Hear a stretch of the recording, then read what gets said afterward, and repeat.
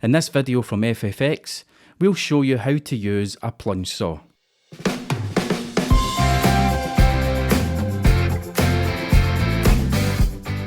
A plunge saw is a great tool for making accurate cuts that are often difficult to make using other types of saws.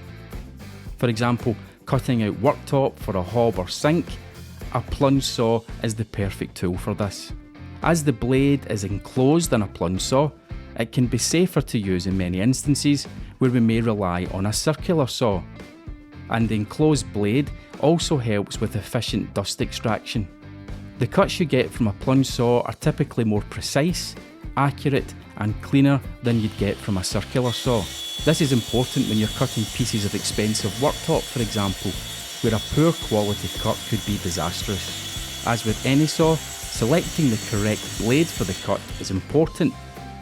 But with the correct blade, you'll be able to cut oak, veneers, plastics, insulation and softwoods with tremendous accuracy.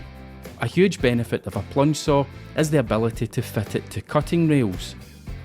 Lining up the rails to the cut, fitting the plunge saw to the rails, setting the depth means you'll get quick, clean, accurate cuts over and over again.